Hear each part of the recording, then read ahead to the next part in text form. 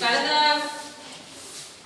ತರಗತಿಯಲ್ಲಿ ನಾವು ಲೋಹಗಳು ಮತ್ತು ಅಲೋಹಗಳಲ್ಲಿ ಅಲೋಹಗಳಿಗೆ ಸಂಬಂಧಪಟ್ಟಂತೆ ಭೌತ ಗುಣಗಳ ಬಗ್ಗೆ ತಿಳ್ಕೊಂಡಿದ್ವಿ.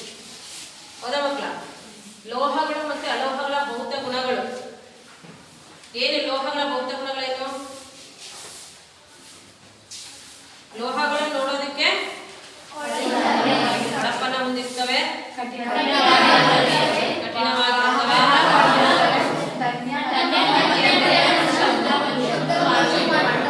ತನ್ಯ ಮತ್ತು ಪುಟ್ಟೆ ಗುಣಗಳನ್ನು ಹೊಂದಿರುತ್ತವೆ, ಶಾಬ್ದನವನ್ನು ಉಂಟು ಮಾಡುತ್ತವೆ, ಶಬ್ದವನ್ನು ಉಂಟು ಮಾಡುತ್ತವೆ, ಶಾಬ್ದನ ಗುಣ. ಮತ್ತೆ ಅಷ್ಟೇ. ಹೊಳಿತವೆ ಒಂದು ಹೇಳಿದ್ರಿ, ಕಠಿಣ 2, ವಾಹಕ 3, 4, ಶಬ್ದ 5 ಗುಣ ಹೇಳಿದ್ರಿ. ಹೌದಾ? ತನ್ಯ ಅಂದ್ರೆ ಲೋಹಗಳನ್ನ ತಂತಿಗಳ ತರ ಮಾಡಬಹುದು. ಪುಟ್ಯ ಗುಣ ಅಂದ್ರೆ ಲೋಹಗಳನ್ನ ತಗಡು ತರ ಮಾಡಬಹುದು, ತಗಡನ್ನ ಆಕಾರವಾಗಿ ಮಾಡ್ತಕ್ಕಂಥ ಲಕ್ಷಣವನ್ನು ಲೋಹಗಳು ಹೊಂದಿದೆ. ಹೌದಾ? ಇವು ಲೋಹಗಳ ಭೌತ ಲಕ್ಷಣ. ಅದೇ ತರ ಅಲೋಹಗಳದು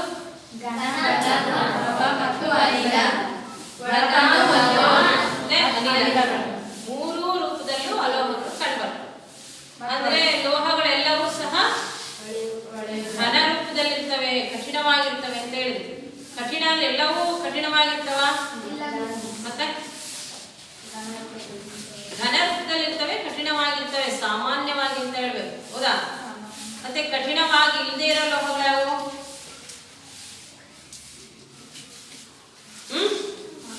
ಈಗ ತಾನೇ ನಾನು ತೋರಿಸ್ತೇನೆ, ನೀವು ಚಾಕುನಲ್ಲಿ ಕತ್ತರಿಸಬಹುದು ಅಂತ. ಗೊತ್ತಿಲ್ವಾ? ಈಗ ತಾನೇ ತೋರಿಸ್ತಿಲ್ಲ. ಇದು ಕಠಿಣವಾಗಿಲ್ಲ ಈ ಲೋಹ. ಸಾಮಾನ್ಯವಾಗಿ ಎಲ್ಲ ಲೋಹಗಳು ಕಠಿಣವಾಗಿರ್ತವೆ. ಆದ್ರೆ ಸೋಡಿಯಂ, ಪೊಟ್ಯಾಷಿಯಂ, ಕ್ಯಾಲ್ಸಿಯಂ ಇವು ಮೃದು ಲೋಹಗಳು. ಗೊತ್ತಾಯ್ತಾ? 1 ಮಾರ್ಕ್ ಕ್ವಶನ್ಸ್ ಬರುತ್ತೆ. ಸೋಡಿಯಂ, ಪೊಟ್ಯಾಷಿಯಂ ಮತ್ತೆ ಕ್ಯಾಲ್ಸಿಯಂ ಇವು ಮೃದು ಲೋಹಗಳು. ದ್ರವಲೋಹ ಪಾದರಸ. ಗೊತ್ತಾಯ್ತಾ? ಒಂದೇ ಒಂದು ದ್ರವಲೋಹ ಗ್ಯಾಲಿಯಂ ಮತ್ತೆ ಪಾದರಸ, ಇವೆರಡು ದ್ರವಲೋಹಗಳು. ಹೀಗೆ ಸಾಮಾನ್ಯವಾಗಿ ನೀವು ಆವರ್ತ ಕೋಷ್ಟಕದಲ್ಲಿ ನೋಡಿದ್ರು ನಮಗೆ 22 ಅಲೋಹಗಳನ್ನ ಬಿಟ್ಟರೆ ಉಳಿದಿರ್ತಕ್ಕಂತಹ 80 ಧಾತುಗಳು ಲೋಹಗಳಾಗಿದ್ದು ಅವುಗಳಲ್ಲಿ ಸಾಮಾನ್ಯವಾಗಿ ಎಲ್ಲವೂ ಸಹ ಕಠಿಣವಾಗಿರ್ತವೆ. ಗೊತ್ತಾಯ್ತಾ? ಕಠಿಣವಾಗಿರ್ತವೆ. ದ್ರವಲೋಹ ಅಂದ್ರೆ ಪಾದರಸ, ಮೃದು ಲೋಹ ಅಂದ್ರೆ ಸೋಡಿಯಂ, ಪೊಟ್ಯಾಷಿಯಂ ಮತ್ತೆ ಕ್ಯಾಲ್ಸಿಯಂ. ಗೊತ್ತಾಯ್ತಾ? 1 ಮಾರ್ಕ್ ಕ್ವಶನ್ಸ್ ಕೇಳ್ತಾರೆ. ಎಷ್ಟು ಅಲೋಹಗಳು ಘನ, ದ್ರವ, ಅನಿಲ ಇರ್ತವೆ. ಲೋಹಗಳಿಗೆ ಉದಾಹರಣೆ ಕೊಡಿ. ಯಾವನ್ನ ಲೋಹಗಳು ಅಂತ ಕರಿತೀರ? ಅಷ್ಟೇ ಅಲ್ಲ ಹೇಳೋದು. ಕಬ್ಬಿಣ, ತಾಮ್ರ, ಅಲ್ಯೂಮಿನಿಯಂ, ಸತು, ಸೋಡಿಯಂ, ಗಂಧಕ ಅಲ್ಲ, ಇಷ್ಟೆತ್ತಿದ್ದು ಅಲೋಹ. ಗೊತ್ತಾಯ್ತಾ? ನೀನು ಆವರ್ತ ಕೋಷ್ಟಕ ನೋಡಿಲ್ಲ? ಆವರ್ತ ಕೋಷ್ಟಕ ಇನ್ನು ಬುಕ್ಕಲ್ಲಿ ಹಿಂದೆ ಇದೆ ನೋಡಿ. ಇದು ಆವರ್ತ ಕೋಷ್ಟಕ ನೋಡಿ ಮಕ್ಕಳ. ಇದರಲ್ಲಿ ಇಲ್ಲಿ ಜಿಗ್ಜಾಗ್ ಒಂದು ಲೈನ್ ಇದೆಯಲ್ಲ, ಟೆಕ್ಸ್ಟ್ ಬುಕ್, 2 ಟೆಕ್ಸ್ಟ್ ಬುಕ್ ಅಲ್ಲೂ ಇದೆ. ಈ ಪಿಂಕ್ ಕಲರ್ ಧಾತುಗಳ ಹೆಸರಿದೆಯಲ್ಲ, ಇದರಿಂದ ಈ ಕಡೆ ಬರ್ತಕ್ಕಂಥವೆಲ್ಲವೂ ಅಲೋಹ ಧಾತುಗಳು. ಗೊತ್ತಾಯ್ತಾ? ಪಿಂಕ್ ಕಲರ್ ಏನಿದೆಯಲ್ಲ, ಈ ಕಡೆ ಅವೆಲ್ಲವೂ ಲೋಹಗಳು. ಇವೆಲ್ಲವೂ ಲೋಹಗಳು. ಬಟ್ 92 ಧಾತುಗಳು ಮಾತ್ರ ಪ್ರಕೃತಿನಲ್ಲಿ ಇರ್ತಕ್ಕಂತಹ ಧಾತುಗಳು. ಉಳಿದಿರ್ತಕ್ಕಂಥವು ಕೃತಕ ಧಾತುಗಳು. ಇವುಗಳಲ್ಲಿ ಈ ಪಿಂಕ್ ಕಲರ್ ಇದೆಯಲ್ಲ, ಇವುಗಳನ್ನ ಲೋಹಾಭಗಳು ಅಂತ ಕರೀತಾರೆ. ಲೋಹಾಭಗಳು ಅಂದ್ರೆ ಪೂರ್ಣವಾಗಿ ಲೋಹಗಳ ಗುಣನೂ ಇಲ್ಲ, ಪೂರ್ಣವಾಗಿ ಅಲೋಹಗಳ ಗುಣನೂ ಇಲ್ಲ. ಆ ಧಾತುಗಳನ್ನ ಲೋಹಾಭಗಳು ಅಂತ ಕರಿತೀವಿ. ಅಲ್ಲಿ ಯಾವ್ಯಾವಿದೆ ಲೋಹಾಭಗಳು?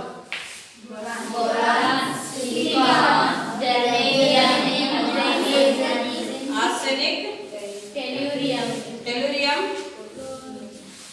ಮತ್ತೆ ಪೊಲೋನಿಯಂ. ಏನದು? ಪೊಲೋನಿಯಂ ಧಾತು ಇದೆಯಲ್ಲ, ಇದು ತುಂಬಾ ತುಂಬಾ ತುಂಬಾ ರಿಯಾಕ್ಟಿವ್ ಎಲಿಮೆಂಟ್ಸ್. ಗೊತ್ತಾಯ್ತಾ? ಇದನ್ನ ಕಂಡುಹಿಡಿದಕ್ಕೆ ಮೇಡಮ್ ಕ್ಯೂರಿಗೆ ನೊಬೆಲ್ ಪ್ರಶಸ್ತಿ ಬಂದಿದೆ. ಕಣ್ಣು ಮುಚ್ಚಿ ಕಣ್ಣು ತೆರೆಯೋದಕ್ಕೆ ಮಾಯ ಆಗುತ್ತೆ. ವಿತಿನ್ ಸೆಕೆಂಡ್ಸ್, ಒಂದು ಸೆಕೆಂಡ್ನಲ್ಲಿ ಅದು ಮಾಯವಾಗುತ್ತೆ. ಅಂತಹ ಧಾತುವನ್ನು ಅವರು ಆವಿಷ್ಕರಿಸಿದ್ದಕ್ಕೆ ಮೇಡಮ್ ಕ್ಯೂರಿಗೆ ನೊಬೆಲ್ ಪ್ರಶಸ್ತಿ ಬಂದಿದೆ. ಈ ಥರದ್ದು ಧಾತು ಇದೆ, ಈ ಥರದ್ದು ಮೂಲವಸ್ತು ಇದೆ, ಗೊತ್ತಾಯ್ತಾ? ಇಲ್ಲಿ ಇರ್ತಕ್ಕಂಥ ಉಳಿದಿರ್ತಕ್ಕಂಥ ಅಲೋಹಗಳು ಇಲ್ಲಿ ಕಾಣಿಸ್ತಾವಲ್ಲ ಹಳದಿ ಕಲರು, ಯಾವ್ಯಾವ್ದು ಅಲೋಹಗಳು ಅಂತ ಹೇಳಿ. Carbon, nitrogen, oxygen, chlorine, helium, neon, argon, selenium, bromine, krypton, iodine, helium, neon, argon, krypton, xenon, radon ಗೊತ್ತಿದೆಯಲ್ಲ ಇವು ಜಡಾನಿಲಗಳು ಅಂತ. ಈ ಕಡೆ ಒಂದು ಹಳದಿ ಕಲರ್ ಇದೆ, ಹೈಡ್ರೋಜನ್ ಇದೆ. Helium, neon, argon, krypton, xenon, radon ಇವು ಅಲೋಹಗಳು, ಹೌದಾ? ಅದು ನೆಕ್ಸ್ಟ್ ನೀವು ಕಾರ್ಬನ್, ನೈಟ್ರೋಜನ್, ಆಕ್ಸಿಜನ್, ಕ್ಲೋರಿನ್, ಮತ್ತೆ 15 ರಂಜಕ, 16 ಗಂಧಕ, 17 ಸಿಲಿಕಾನ್ ಕ್ಲೋರಿನ್, ಹೌದಾ? ನೆಕ್ಸ್ಟ್ ಸೆಲೆನಿಯಂ, ಆರ್ಗಾನ್ ಓಕೆ ಹೇಳಿದ್ನಲ್ಲ ಮುಂಚೆನೆ. ನೆಕ್ಸ್ಟ್ ಸೆಲೆನಿಯಂ ಆದ್ಮೇಲೆ ಬ್ರೋಮಿನ್, ಕ್ರಿಪ್ಟಾನ್, ಅಯೋಡಿನ್, ಝೆನಾನ್, ಆಸ್ಟಿಟಿನ್, ಏನಿದೆ ಅದು ರೇಡಾನ್. ಇವೆಲ್ಲವೂ ಸಹ ಅಲೋಹ ಧಾತುಗಳು. ಇದರಲ್ಲಿ ನೋಡಿ, ಅಲೋಹ ಧಾತುಗಳಲ್ಲಿ ನಿಮಗೆ ಹೈಡ್ರೋಜನ್, ಅದರಲ್ಲಿ ಘನ, ದ್ರವ, ಅನಿಲ ಅಂತ ಹೇಳಿದ್ರಲ್ಲ, ಅದು ಘನ, ದ್ರವ ಮತ್ತೆ ಅನಿಲ ಧಾತುಗಳು ಒಂದೊಂದೇ ಹೇಳ್ತಾವಲ್ಲಿ. ಹೈಡ್ರೋಜನ್ ಅನಿಲ, ಮತ್ತೆ helium, neon, argon, krypton, xenon, radon ಅನಿಲ ಧಾತುಗಳು, ಗೊತ್ತಾಯ್ತಾ? ನೆಕ್ಸ್ಟ್ ಕ್ಲೋರಿನ್, ನೈಟ್ರೋಜನ್, ಆಕ್ಸಿಜನ್, ಎಷ್ಟಾದ್ರು 1 2 3 4 5 6 7 8 9 10, ಹೌದಾ? ನೈಟ್ರೋಜನ್ ಆಯ್ತು, ಆಕ್ಸಿಜನ್ ಆಯ್ತು, ಇದಿಷ್ಟು ಅನಿಲ ಧಾತುಗಳು. ಘನ ಯಾವ್ದು ಬರ್ತಾ ಉದಾಹರಣೆ ಹೇಳಿ. ಕಾರ್ಬನ್, ಮತ್ತೆ ಗಂಧಕ, ರಂಜಕ, ಅಲ್ಲಿ ಹಳದಿ ಕಲರ್ ಅಲ್ಲಿ ಇದಾವಲ್ಲ ಅವು. ಮತ್ತೆ ಯಾವ್ದಿದೆ? ನೈಟ್ರೋಜನ್ ಅನಿಲ, ಗಂಧಕ ಬರ್ದಿದ್ದೀನಿ. ಬ್ರೋಮಿನ್ ದ್ರವ, ದ್ರವ ಅಲೋಹ ನೆನ್ಪಿಟ್ಕೊಳ್ಳಿ, ದ್ರವ ಅಲೋಹ ಒಂದೇ ಒಂದು ಬ್ರೋಮಿನ್. ಸೆಲೆನಿಯಂ, ಅಯೋಡಿನ್, ಈಗ ತಾನೇ ಹೇಳಿದ್ರು ಅಷ್ಟೊಂದು ನಿಮಗೆ. ಅಲ್ಲಿ ಇರೋದನ್ನ ಹೇಳಕ್ ಬರೋಣ ನಿಮಗೆ.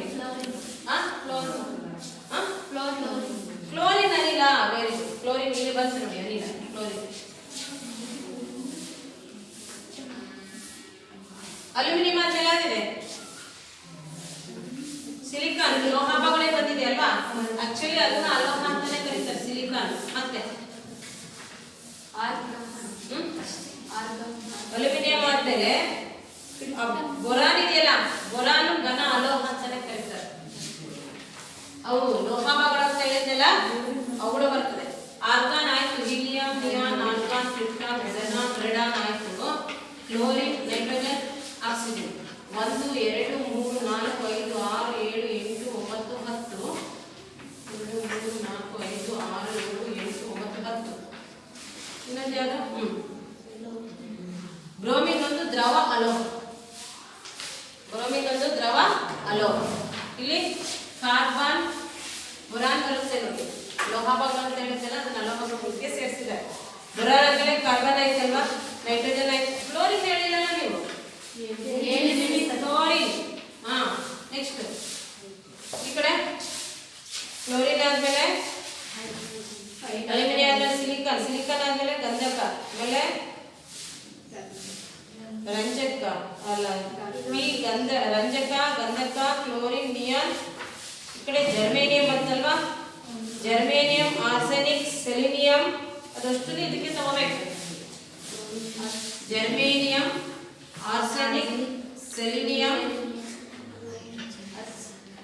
ಅದೆಲ್ಲ ಇದಕ್ಕೆ ತಗೋಬೇಕು. ಸೆಲೆನಿಯಂ ತಗೊಂಡಿದ್ದೀನಿ ನಾನು ಅಲ್ಲ. 1 2 3 4 5 6 7 8 ಮತ್ತೆರಡು ಹೈಡ್ರೋಜನ್ ಇಲ್ಲೇ ಬರ್ತೀನಿ ಮತ್ತೆ ಯಾವ್ದಿದೆ ನೋಡಿ ಕ್ಲೋರಿನ್ ಆರ್ಗಾನ್ ಜರ್ಮೇನಿಯಂ ಆರ್ಸೆನಿಕ್ ಬರ್ತಿದ್ದೀನಲ್ವಾ ಸೆಲೆನಿಯಂ ಅಯೋಡಿನ್ ಈ ಕಡೆ ಇದೆಯಲ್ಲ ಅದು ಟೆಲ್ಯೂರಿಯಂ ಇನ್ನೊಂದು ಯಾವುದು ಟೆಲ್ಯೂರಿಯಂ ಬಂದ ಮಕ್ಕಳೆಲ್ಲ ಎಲ್ಲ ಸೇರ್ತಲ್ಲ ಇವೆಷ್ಟಾದ್ರು 1 3 4 5 6 7 8 9 10 11 8ನೇ ಕ್ಲಾಸಿಂದ ಹೇಳ್ತಾ ಬಂದಿದ್ದೀನಿ ನಿಮಗೆ ಇವು 11 ಅಲೋಹಗಳು 11 ಘನ ಅಲೋಹಗಳು 1 ದ್ರವ ಅಲೋಹ 10 ಅನಿಲ ಅಲೋಹ ಧಾತು ಇವಿಷ್ಟು ಬಿಟ್ಟರೆ ಎಲ್ಲವೂ ಸಹ ಲೋಹ ಅಲೋಹಗಳು ಘನ ದ್ರವ ಮತ್ತೆ ಅನಿಲ ರೂಪದಲ್ಲಿ ಕಂಡು ಗೊತ್ತಾಯ್ತಾ ನೆಕ್ಸ್ಟ್ ಮತ್ತೇನು ಕೂಡ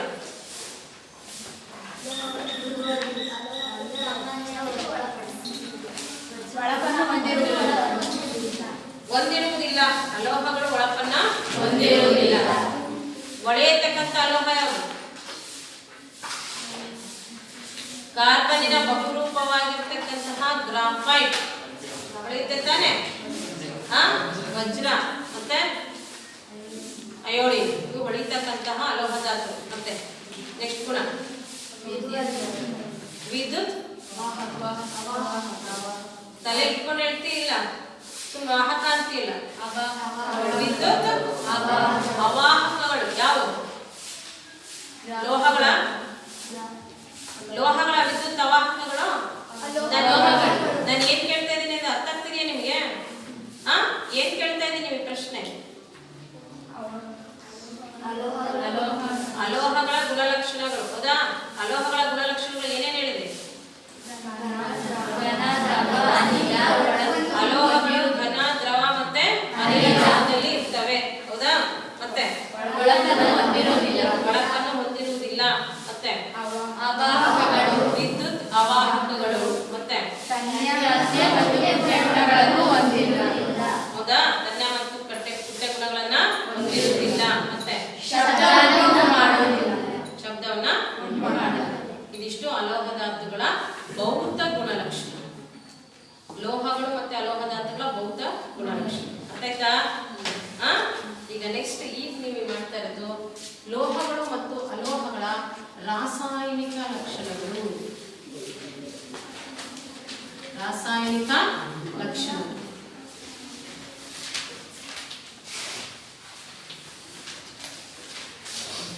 ಗೊತ್ತಾಯ್ತಾ ಲೋಹಗಳು ಮತ್ತು ಅಲೋಹಗಳ ರಾಸಾಯನಿಕ ಲಕ್ಷಣ ಫಸ್ಟ್ ಅದರಲ್ಲಿ ಲೋಹಗಳ ಬಗ್ಗೆ ತಿಳ್ಕೊಳ್ಳೋಣ ಲೋಹಗಳ ರಾಸಾಯನಿಕ ಲಕ್ಷಣಗಳ ಬಗ್ಗೆ ತಿಳಿಯೋಣ ಗೊತ್ತಾಯ್ತಾ ಲೋಹಗಳ ರಾಸಾಯನಿಕ ಲಕ್ಷಣಗಳು ಅಂತಂದ್ರೆ ರಾಸಾಯನಿಕ ಅಂದ ತಕ್ಷಣ ಅಲ್ಲಿ ಕ್ರಿಯೆ ನಡಿಬೇಕು ರಾಸಾಯನಿಕ ಕ್ರಿಯೆ ನಡೆಯುತ್ತೆ ಹೌದಾ ಇಲ್ಲಿ ಲೋಹಗಳ ರಾಸಾಯನಿಕ ಲಕ್ಷಣಗಳು ಅಂದ ತಕ್ಷಣ ರಾಸಾಯನಿಕ ಕ್ರಿಯೆ ನಡೆಯುತ್ತೆ ಅಂದ ತಕ್ಷಣ ಏನಪ್ಪ ಇಷ್ಟು ಓದಿ ಇಟ್ಟಿದ್ದಾರೆ ಇವೆಲ್ಲದರಲ್ಲೂ ಏನೇನು ಹಂಗೆ ಬೆಂಕಿ ಬರೆಸ್ತಾರೆ ಅದಕ್ಕೆ ಏನು ಬರ್ಸಲ್ಲ ರಾಸಾಯನಿಕ ಲಕ್ಷಣಗಳು ಅಂದ ತಕ್ಷಣ ನಿಮ್ಮ ಮನೆಯಲ್ಲಿ ದಿನನಿತ್ಯ ನಾವು ಈ ರಾಸಾಯನಿಕ ಲಕ್ಷಣಗಳನ್ನ ಲೋಹಗಳಲ್ಲಿ ನೋಡ್ತಾ ಇರ್ತೀವಿ ಬಟ್ ಅದು ರಾಸಾಯನಿಕ ಲಕ್ಷಣಗಳು ಅಂತ ನಾವು ಅಂದ್ಕೊಳ್ಳಲ್ಲ ಅಷ್ಟೇ ಗೊತ್ತಾಯ್ತಾ ನಿಮಗೆ 8ನೇ ಕ್ಲಾಸಲ್ಲಿ ಇದು ತೋರಿಸಿದ್ದೆ ಇದೇನಿದು ಮೆಗ್ನೀಷಿಯಂ ತಂತಿ ಅವಾಗಲೂ ಪಾಠ ಇತ್ತಲ್ವಾ ನಿಮಗೆ ರಾಸಾಯನಿಕ ಕ್ರಿಯೆಗಳು ಅವಾಗ ಈ ಮೆಗ್ನೀಷಿಯಂ ತಂತಿ ಇದೆಯಲ್ಲ ಇದು ತುಂಬಾ ಹೊತ್ತು ತನಕ ನಾನು ಈ ಪೇಪರಲ್ಲಿ ಹಚ್ಚಿ ಉರ್ಸೋಕೆ ಹೋದ್ರೆ ಉರಿತಿರ್ಲಿಲ್ಲ ಇದು ನಿಮ್ಗೆ ಹಚ್ಚಿ ಹಿಂಗೆ ಉರ್ಸೋಕೆ ಹೋದ್ರೆ ಸುಮಾರು ಹೊತ್ತು ಟೈಮ್ ತಗೊಳ್ತು ಅವಾಗ ಹೌದಾ ಯಾಕೆ ಅಂತ ಹೇಳಿದ್ರೆ ಆಕ್ಚುಲಿ ಇದು ಹೊಳಿತಕ್ಕಂಥ ಲೋಹಗಳಲ್ವಾ ಲೋಹಗಳ ಭೌತ ಗುಣಗಳಲ್ಲಿ ನೀವು ಮೊದಲನೇದು ಒಂದು ಆಕ್ಟಿವಿಟಿ ಹೇಳಿದ್ವಿ ಮೊದಲೇ ಒಂದು ಚಟುವಟಿಕೆ ಭೌತ ಗುಣಗಳು ಯಾವ ಚಟುವಟಿಕೆ ಹೇಳಿದ್ದು ಮೊದಲನೇ ಚಟುವಟಿಕೆ ಹೇಳಿದ್ರಲ್ಲ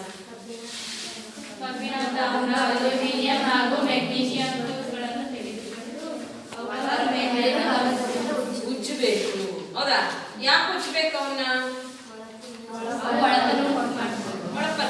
ಉಜ್ಜದೇ ಇದ್ರೆ ಯಾಕೆ ಒಳಪನ್ನು ಉಂಟು ಮಾಡಲ್ಲ ಅಷ್ಟೇ ಸಿಂಪಲ್ ಹೌದಾ ಅರ್ಥ ಆಯ್ತಾ ಬಹಳ ಸರಳ ಮಕ್ಕಳ ಅವ್ ಯಾಕೆ ಇವು ಕಪ್ಪಾಗಿರ್ತವೆ ಅಂದ್ರೆ ಇವು ಗಾಳಿ ಜೊತೆ ವರ್ತಿಸ್ತವೆ ನಾವೀಗ ವಾತಾವರಣದಲ್ಲಿ ಆಮ್ಲಜನಕ ಇದೆ ಅಂತ ಗೊತ್ತಾಗಲ್ಲ ಬಟ್ ನಮಗೆ ಗೊತ್ತಿಲ್ಲದೇ ನಾವು ಉಸಿರಾಟ ಮಾಡ್ತಾ ಇರ್ತೀವಿ ಆಮ್ಲಜನಕ ತಗೊಳ್ತಾ ಇರ್ತೀವಿ ಗೊತ್ತಾಯ್ತಾ ನಾವೆಲ್ಲರೂ ಒಂದು ಬಹಳ ಕಂಜಸ್ಟೆಡ್ ಪ್ಲೇಸಿಗೆ ಹೋಗಿ ಒಂದು ರೂಮ್ನಲ್ಲಿ ಏನಾದ್ರು ಯಾವುದೇ ಕಿಟಕಿ ಬಾಗಿಲೆಲ್ಲ ಹಾಕಿ ಗಾಳಿ ಇದ್ದಿರೋ ಚಿಕ್ಕ ಒಂದು ಪ್ಲೇಸಲ್ಲಿ ಏನಾದ್ರು ಬಿಟ್ಟು ಅಂದ್ರೆ ಅವಾಗ ಗೊತ್ತಾಗುತ್ತೆ ನಮಗೆ ಆಮ್ಲಜನಕ ಇಲ್ಲ ಅಂತ. ಆಯ್ತಾ? ನಾವು ಅವಾಗ ಅಯ್ಯೋ ರಾಮ ಉಸಿರು ಕಟ್ತಾ ಇದೆ ಅಂತ ಭಾವನೆ. ಹಾಗೆ ವಾತಾವರಣದಲ್ಲಿ ಆಕ್ಸಿಜನ್ ನಾವು ಹೇಗೆ ಉಸಿರಾಟಕ್ಕೆ ಬಳಸ್ಕೊತೀವೋ ಹಾಗೆ ಈ ಲೋಹಗಳು ವಾತಾವರಣದಲ್ಲಿರೋ ಆಕ್ಸಿಜನ್ ಜೊತೆ ಅವುಗಳು ವರ್ತಿಸ್ತವೆ ಅಂತ ಅಂದ್ರೆ ಹೆಂಗೆ ವರ್ತಿಸ್ತವೆ? ಈಗ ಮೆಗ್ನೀಷಿಯಂ ಇದೆಯಲ್ಲ, ಇದು ಗಾಳಿ ಜೊತೆ ವರ್ತಿಸಿದಾಗ ರಾಸಾಯನಿಕ ಲಕ್ಷಣಗಳು ನಾವು ತಿಳ್ಕೊತಾ ಇರೋದು. ಹೌದಾ? ಇದ್ರ ಮೇಲೆ ಕಪ್ಪು ಪದರ ಉಂಟಾಗುತ್ತೆ. ಗೊತ್ತಾಯ್ತಾ? ಇದನ್ನ ನಾವು ವರ್ತಿಸಿದಾಗ ಅಂತ ಹೇಳ್ತೀವಿ. ನಾನು ಮತ್ತೆ ಇದನ್ನ ಯಾಕೆ ತೋರಿಸಿದೆ ಅಂದ್ರೆ, ಇದು ಶಾಖದೊಂದಿಗೆ ಅಂದ್ರೆ ಆಮ್ಲಜನಕ ಜೊತೆ ವರ್ತಿಸಿದಾಗ ಅಂದ್ರೆ ಇದಕ್ಕೆ ನಾವು ಉಷ್ಣತೆ ಕೊಟ್ಟಾಗ ಏನಾಗುತ್ತೆ, ಇದು ಪ್ರಖರವಾಗಿ ರಾಸಾಯನಿಕ ಹೊತ್ಕೊಂಡು ಉರಿಯೋದ್ರ ಜೊತೆಗೆ ಏನು ಉಂಟು ಮಾಡುತ್ತೆ, ಮೆಗ್ನೀಷಿಯಂ ಆಮ್ಲಜನಕ ಜೊತೆ ವರ್ತಿಸಿದಾಗ ಅಂತ ಮೊದಲನೇ ಲಕ್ಷಣ ತಿಳಿಸೋಣ. ಮೆಗ್ನೀಷಿಯಂ ಆಮ್ಲಜನಕ ಜೊತೆ ವರ್ತಿಸಿದಾಗ ಏನಾಗುತ್ತೆ? ಏನದು? ಹೌದಾ? ಹೆಂಗಿರುತ್ತದೆ ಮೆಗ್ನೀಷಿಯಂ ಆಕ್ಸೈಡ್? ಮೆಗ್ನೀಷಿಯಂ ತಂತಿಯನ್ನ ನೋಡಿದ್ರಿ. ಹೌದಾ? ಇದು ಕಪ್ಪು ಪದರ ಉಂಟಾಗುತ್ತಲ್ಲ, ಅದು ರಾಸಾಯನಿಕ ಕ್ರಿಯೆ ಆಮ್ಲಜನಕ ಅದ್ರ ಜೊತೆ ವರ್ತಿಸಿದೆ ಅಂತ ನೋಡಿದ್ರಿ. ಹೌದಾ? ಮೊದಲನೇದು ನೀವು ರಾಸಾಯನಿಕ ಲಕ್ಷಣಗಳಲ್ಲಿ ಲೋಹಗಳು ಗಾಳಿಯೊಂದಿಗೆ ವರ್ತಿಸಿದಾಗ, ಇದು ತಿಳಿತಾ ಇರೋದೇನೋ, ಲೋಹಗಳು ಗಾಳಿಯೊಂದಿಗೆ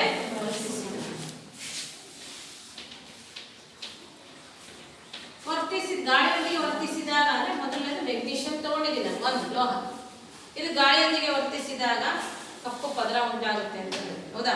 ಅದೇ ತರ ನಿಮ್ಮ ಮನೆಯಲ್ಲಿ ತಾಮ್ರದ ವಸ್ತುಗಳು, ತಾಮ್ರದ ಚಂಬು, ದೇವರುಗಳೆಲ್ಲ ಇರ್ತವಲ್ಲ, ಹಿತ್ತಾಳೆ ಅಂತಾನೆ, ಅವುಗಳನ್ನೆಲ್ಲ ನೀವು ವೀಕ್ಲಿ ಟ್ವೈಸ್ ಬೆಳಗ್ತಾ ಇರ್ತೀರಿ. ಯಾಕೆ? ಇಲ್ಲಾಂದ್ರೆ ನೋಡಂಗಿರಲ್ಲ. ಹೌದಾ? ಅವು ಯಾಕೆ ಕಪ್ಪಾಗ್ತವೆ? ಗಾಳಿ ಜೊತೆ ವರ್ತಿಸ್ತವೆ ಅಷ್ಟೇ. ಗೊತ್ತಾಯ್ತಾ ಮಕ್ಕಳ? ಅದು ವಿಶೇಷವಾಗಿದೆಯಾ?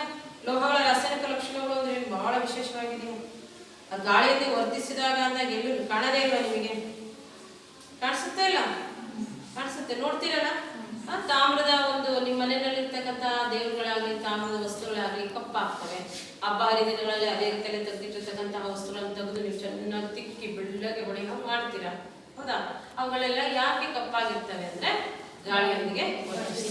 ಅದಕ್ಕಿಂತ ಬಹಳ ಇಂಪಾರ್ಟೆಂಟ್ ನಿಮ್ಮ ಆರ್ನಮೆಂಟ್ಸ್, ಚಿನ್ನ ಬಿಟ್ಟು ಬೇರೆ ಮಗೊಂಡು ಎಲ್ಲ ತಗೊಂಡಿರ್ತೀರ. ಹೌದಾ? ಅವೆಲ್ಲ ಏನಾಗ್ತದೆ? ಕಪ್ಪಾಗ್ತವೆ. ಕಪ್ಪಾಗ್ದಂಗೆ ಏನ್ ಮಾಡ್ತಾರೆ? ಅದನ್ನ ಸಾಮಾನ್ಯವಾಗಿ ಹತ್ತಿನಲ್ಲಿ ಮುಚ್ಚಿ ಬಿಗಿಯಾಗಿ ಗಾಳಿ ಆಡದಂಗೆ ಇರ್ತಾರೆ. ಕೆಲವೊಂದ್ಸರಿ ಅಂಗಡಿಗಳೆಲ್ಲ ಕಪ್ಪಾಗಿರುತ್ತಾ? ಇರಲ್ಲ. ನಾವು ತರಬೇಕಾದ್ರೆ ತುಂಬಾ ಒಳಪಾಗಿ ತುಂಬಾ ಚೆನ್ನಾಗಿರುತ್ತೆ. ನಮ್ಮ ಮನೆ ಬಂದ ತಕ್ಷಣ ಆಗುತ್ತೆ. ಅದನ್ನ ಹತ್ತಿನಲ್ಲಿ ಉದುರಿ ಇಟ್ಬಿಟ್ಟು ಚೆನ್ನಾಗಿ ಬಿಗಿಯಾಗಿ ಬಾಕ್ಸಲ್ಲಿ ಇರ್ತಾರೆ. ಅಂದ್ರೆ ಆಗುತ್ತೆ, ಆಗಲ್ಲ ಅಂತಲ್ಲ, ಸ್ವಲ್ಪ ಟೈಮ್ ತಗೊಳುತ್ತೆ ಕಪ್ಪಾಗಲಿಕ್ಕೆ. ನೋಡಿ, ಹೀಗೆ ಲೋಹಗಳು ಗಾಳಿಯೊಂದಿಗೆ ವರ್ತಿಸಿದಾಗ ಕಪ್ಪನೆ ಪದರ ಉಂಟಾಗುತ್ತೆ. ಈಗ ಇದನ್ನ ತೋರಿಸಿದೆ, ಇನ್ನೊಂದ್ಸರಿ ತೋರಿಸ್ತೀವಿ ನೋಡಿ. ಮೆಗ್ನೀಷಿಯಂ ಆಮ್ಲಜನಕತೆ ವರ್ತಿಸಿದಾಗ ಇದು ಮೆಗ್ನೀಷಿಯಂ ಆಕ್ಸೈಡ್ ಎಲ್ಲಿ ಇರುತ್ತೆ ಅಂತ ನೋಡಿ.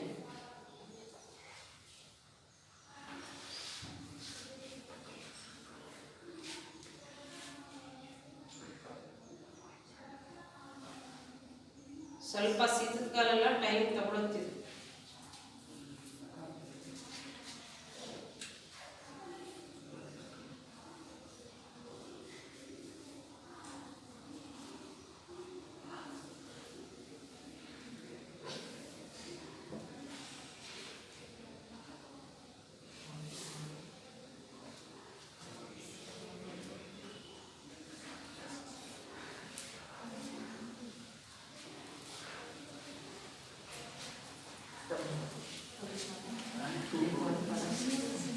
ಕಾಣಿಸ್ತಿಲ್ಲ ಮಕ್ಕಳ?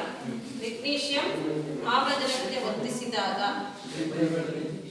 ಈ ಮೆಗ್ನೀಷಿಯಂ ಆಕ್ಸೈಡ್ ಅಂದ್ರೆ ಇದು ಕಾಣಿಸ್ತಿದೆಯಾ? ಅದು ವೈಟ್ ಕಾಣಿಸ್ತಿದೆಯಾ? ಮೆಗ್ನೀಷಿಯಂ ಆಕ್ಸೈಡ್ ನಿಮ್ಮೊಂದು ಆಕ್ಟಿವಿಟಿ ಬಂದಿತ್ತು, ಆಕ್ಸೈಡ್ಗಳು.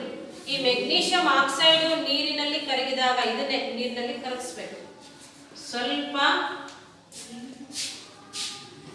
ಟೆಸ್ಟ್ ಟ್ಯೂಬ್ನ ತಗೊಂಡು ನಾವು ಇದನ್ನ ಹಾಕೋಣ. ಇದೇ ಮೆಗ್ನೀಷಿಯಂ ಆಕ್ಸೈಡ್. ಗೊತ್ತಾಯ್ತಾ? ಇದನ್ನ ಮೆಗ್ನೀಷಿಯಂ ಆಕ್ಸೈಡ್ ಇದರಲ್ಲಿ ಇದಕ್ಕೆ ನೀರು ಹಾಕಬೇಕು ಆಯ್ತಾ. ಇದಕ್ಕೆ ನೀರನ್ನ ಹಾಕಿ ನಾವು ಇದಕ್ಕೆ ಲಿಟ್ಮಸ್ ಪೇಪರ್ನ ಟೆಸ್ಟ್ ಮಾಡಿ. ಇದು ಮೆಗ್ನೀಷಿಯಂ ಆಕ್ಸೈಡ್ ಅಷ್ಟೇ. ಇದು ಹೆಂಗಿರುತ್ತೆ ಮೆಗ್ನೀಷಿಯಂ ಆಕ್ಸೈಡ್ ಅಂದ್ರೆ ಕಾಣ್ದಂಗೆ ಏನಿರಲ್ಲ. ಮೆಗ್ನೀಷಿಯಂ ಆಕ್ಸೈಡ್ ಅರ್ಥ ಆಯ್ತಾ? ಇದು ಮೆಗ್ನೀಷಿಯಂ ಆಕ್ಸೈಡ್ ಅಂದ್ರೆ ಹೆಂಗಂತ ಅರ್ಥ ಆಯ್ತಲ್ಲ? ಅಲ್ಲಿ ಬಿದ್ದಿದೆ ನೋಡಿ ಮುಂದೆ ವೈಟ್, ಅದೆಲ್ಲ ಮೆಗ್ನೀಷಿಯಂ ಆಕ್ಸೈಡ್. ಅದು ನೀರಿನಲ್ಲಿ ಕಲಸಿದೀನಿ ತಾನೇ ಇದು. ಲೋಹಗಳು ಆಮ್ಲಜನಕ ಜೊತೆ ವರ್ತಿಸಿದಾಗ ಯಾವಾಗಲೂ ಲೋಹದ ಆಕ್ಸೈಡ್ಗಳನ್ನು ಉಂಟು ಮಾಡ್ತವೆ. ತಿಳ್ಕೊಳ್ಳಿ, ಲೋಹಗಳು ಪ್ಲಸ್ ಆಕ್ಸಿಜನ್, ಗಾಳಿ ಜೊತೆ ಅಂದ್ರೆ ಆಕ್ಸಿಜನ್ ಅಥವಾ ಆಮ್ಲಜನಕ ವರ್ತಿಸಿದಾಗ ಲೋಹದ ಆಕ್ಸೈಡ್ಗಳನ್ನ ಉಂಟು ಮಾಡುತ್ತವೆ. ಮೆಗ್ನೀಷಿಯಂ ಆಕ್ಸೈಡ್ ಹೌದಾ.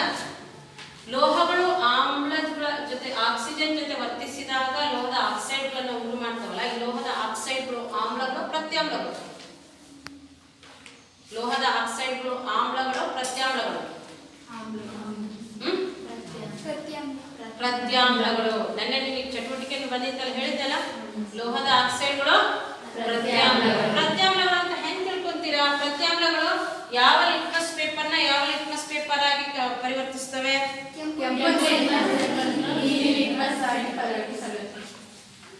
ಪ್ರತ್ಯಾಮ್ಲಗಳು. ಒಂದು ಸೂತ್ರ ಹೇಳಿಲ್ಲ ನಿಮಗೆ? ಇದು ಆಮ್ಲನ ಪ್ರತ್ಯಾಮ್ಲನ? ಪ್ರತ್ಯಾಮ್ಲ. ನೋಡಿ, ಎ ಬಿ. ಎ ಅಂದ್ರೆ acid, acid turns the blue litmus into the red. ಪ್ರತ್ಯಾಮ್ಲ ನೀವು ಯಾವ ಲಿಟ್ಮಸ್? ಕೆಂಪು ಅಂದ್ರ ಸರಿ ಇದೆ. ಕೆಂಪು ಲಿಟ್ಮಸ್ ಪೇಪರ್ನ ನೀಲಿ ಲಿಟ್ಮಸ್ ಆಗಿ ಪರಿವರ್ತಿಸಿ. ಸರಿ ಇದೆ. ಇಲ್ಲಿ ಲಿಟ್ಮಸ್ ಪೇಪರ್ ತಂದಿದೆ.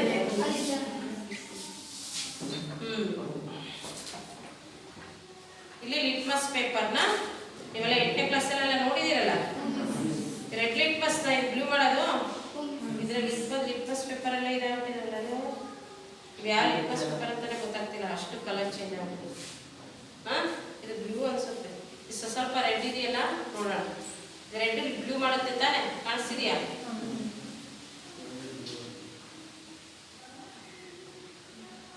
ಬ್ಲೂ ಆಯ್ತು, ಬ್ಲೂ ಆಯ್ತು. ನೀವು ಆಮೇಲೆ ಬಂದು ನೋಡ್ರಿ. ಗೊತ್ತಾಯ್ತಾ? ನಂತರ ಕ್ಲಾಸ್ ಆದ್ಮೇಲೆ ಬಂದು ವೀಕ್ಷಿಸಿ, ಅವಾಗ ಗೊತ್ತಾಗುತ್ತೆ ನಿಮ್ಗೆ. ಇದನ್ನು ತೆಗಿತೀನಿ, ಬಾರಮ್ಮ ನೋಡಿ ಬರ. ನೋಡಿ, ಇದು ಬ್ಲೂ ಆಗಿದೆ.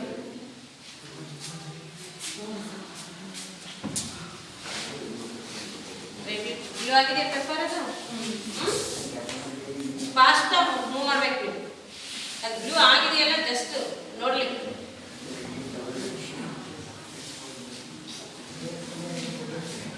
ಈಗ ಲೋಹಗಳು ಆಮ್ಲ ಜೊತೆ ವರ್ತಿಸಿದಾಗ, ಲೋಹಗಳು ಆಕ್ಸಿಜನ್ ಜೊತೆ ವರ್ತಿಸಿದಾಗ ಲೋಹದ ಆಕ್ಸೈಡ್ಗಳನ್ನ ಉಂಟು ಮಾಡುತ್ತವೆ. ಅರ್ಥ ಆಯ್ತಾ ಇದು? ಅದಕ್ಕೆ ಒಂದು ಪ್ರಯೋಗ, ಮೆಗ್ನೀಷಿಯಂ ಆಕ್ಸಿಜನ್ ಜೊತೆ ವರ್ತಿಸಿದಾಗ ಮೆಗ್ನೀಷಿಯಂ ಆಕ್ಸೈಡ್ ಅನ್ನು ಉಂಟು ಮಾಡುತ್ತೆ. ಈ ಮೆಗ್ನೀಷಿಯಂ ಆಕ್ಸೈಡ್ಗಳು ಪ್ರತ್ಯಾಮ್ಲಗಳು. ಪ್ರತ್ಯಾಮ್ಲಗಳು ಅಂತ ನಾವು ಹೆಂಗ್ ನೋಡಿದ್ವಿ?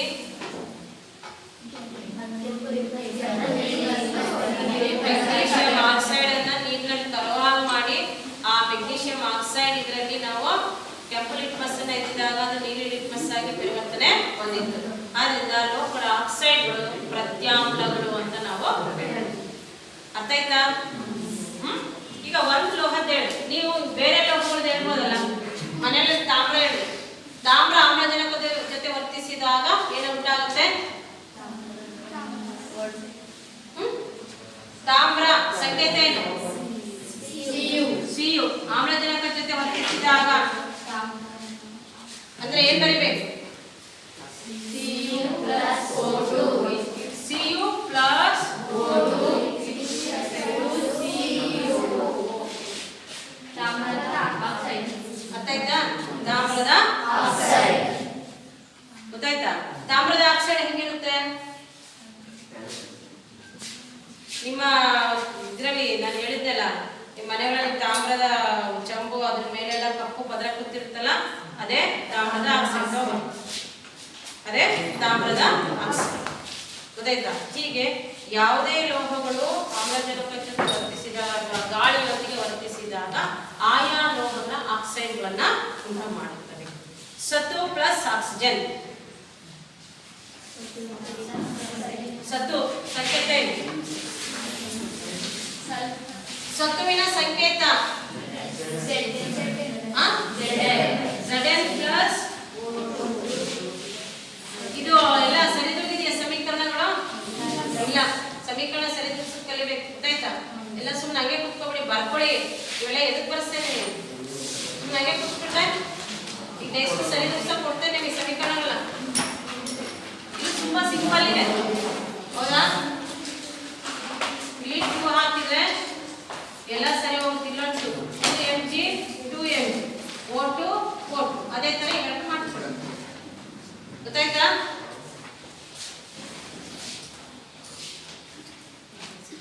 ಲೋಹಗಳು ಆಮ್ಲಗಳ ಆಕ್ಸಿಜನ್ ಜೊತೆ ಗಾಳಿಯೊಂದಿಗೆ ವರ್ತಿಸಿದಾಗ ಆಯಾ ಲೋಹಗಳ ಆಕ್ಸೈಡ್ಗಳನ್ನ ಉಂಟು ಮಾಡುತ್ತವೆ. ನಿಮಗೆ ಈಗ ನಿಮ್ಮ ಟೆಕ್ಸ್ಟ್ ಬುಕ್ ಅಲ್ಲಿ ತಾಮ್ರ ಮತ್ತೆ ಅಲ್ಯೂಮಿನಿಯಂ ಕೊಟ್ಟಿದ್ದಾರೆ, ಗೊತ್ತಾಯ್ತಾ? ಅಲ್ಯೂಮಿನಿಯಂ ಆಕ್ಸಿಜನ್ ಜೊತೆ ವರ್ತಿಸಿದಾಗ ಏನಾಗುತ್ತೆ? ಅಲ್ಯೂಮಿನಿಯಂ ಆಕ್ಸಿಜನ್ ಜೊತೆ ವರ್ತಿಸಿದಾಗ ಅಲ್ಯೂಮಿನಿಯಂ ಆಕ್ಸೈಡ್ A2O3 ಬರುತ್ತೆ. A2O3 ಯಾಕೆ ಇದು A2O3 ಬರುತ್ತೆ ಅಂದ್ರೆ ಅಲ್ಯೂಮಿನಿಯಂನ ಪರಮಾಣು ಸಂಖ್ಯೆ ಎಷ್ಟು? 13. ಹೌದಾ? ಆಮ್ಲಜನಕದ ಪರಮಾಣು ಸಂಖ್ಯೆ 8. ಗೊತ್ತಾಯ್ತಾ? ಇದ್ರದ್ದು ಎಲೆಕ್ಟ್ರಾನಿಕ್ ವಿನ್ಯಾಸ 1s2 2s2 2p6 3s2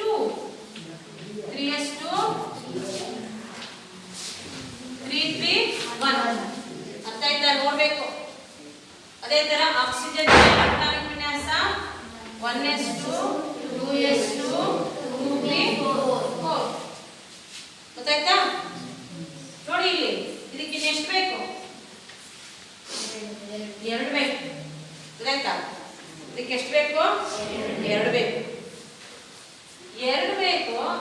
ಇದೀಗ ಇದಕ್ಕೆ 2 ಕೊಟ್ಟು ನೋಡಿ, ಹೊರಗಡೆ ಅಲ್ಯೂಮಿನಿಯಂನ ಹೊರಕವಚದಲ್ಲಿ 3 ಎಲೆಕ್ಟ್ರಾನ್ಸ್ ಇದೆ. ಹೊರಕವಚದಲ್ಲಿ ಎಷ್ಟಿದೆ? 3 ಎಲೆಕ್ಟ್ರಾನ್ಸ್ ಇದೆ. ಆ 3 ಅದು ಕೊಡುತ್ತೆ. ಅದು ಬೇಡ. ಲೋಹಗಳು ಯಾವಾಗಲೂ ತಮ್ಮಲ್ಲಿರುವ ಎಲೆಕ್ಟ್ರಾನ್ಸ್ಗಳನ್ನ ಬಿಟ್ಕೊಡ್ತವೆ ಅನ್ನೋದು ಲೋಹಗಳ ರಾಸಾಯನಿಕ ಗುಣಗಳಲ್ಲಿ ಒಂದು. ಲೋಹಗಳು ಯಾವಾಗಲೂ ಹೊರಕವಚದಲ್ಲಿರೋ ಎಲೆಕ್ಟ್ರಾನ್ಗಳನ್ನ ಬಿಟ್ಕೊಡ್ತವೆ. 3 ಎಲೆಕ್ಟ್ರಾನ್ಸ್ ಇದೆ ಅಲ್ಯೂಮಿನಿಯಂ, ಹೌದಾ?